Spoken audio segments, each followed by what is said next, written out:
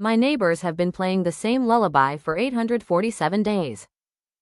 I live in a cheap apartment complex where the walls are basically cardboard. You hear everything: arguments, TV static, crying babies. But the worst sound comes from apt 204. A music box lullaby. Same song, every single night, 10 p.m. sharp. At first, I thought someone had a newborn. But after 6 months, that baby would be a toddler. After a year, a kid. No normal parent plays the same lullaby for 847 days straight. I asked the landlord about apt 204. He went pale, said the previous tenant moved out suddenly, and nobody's paid rent since. But I hear things in there. Not just the music. Scraping, like furniture being dragged across the floor at 2 a.m. And sometimes, soft crying. Not a baby, a woman. The kind of crying where someone's given up hope. Last week, the power went out in the whole building. Generator kicked in for the hallways, but no lights in the units. Pitch black. And that's when the lullaby started early. 9:47 p.m. I stood by my door, listening. Then I heard another sound underneath the music. A whisper. I pressed my ear to the wall. Don't open the door, don't open the door, don't open the door. Same voice, male, low and fast, like a prayer. Then louder. I said don't.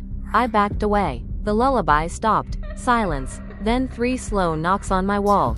Not from 204. From the other side, the hallway side. Something was knocking on my apartment door. I looked through the peephole. Nothing, just the flickering hallway light. I opened the door anyway. Stupid, I know, but horror makes you stupid. The hallway was empty except for a small cardboard box in front of my door.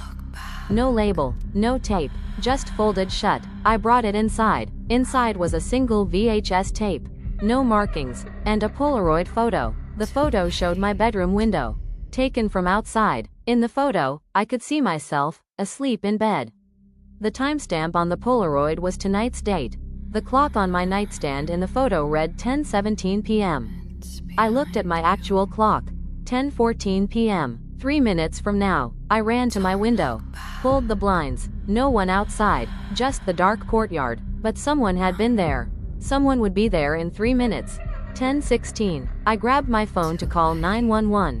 The call wouldn't connect. No signal. Not even emergency. I heard the lullaby again. But this time, it wasn't coming from 204. It was inside my apartment. Coming from my closet. 10:17. I opened the closet. Nothing. Just clothes. The music stopped. Then I noticed something on my bedroom floor.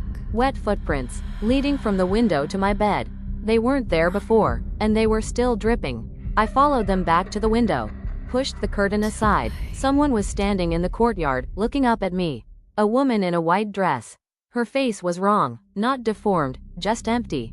Like a doll. She raised one hand and pointed at me.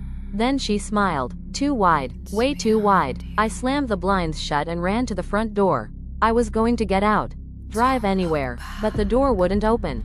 Locked. Deadbolt turned. Chain on. I didn't put the chain on. Behind me, the lullaby started again.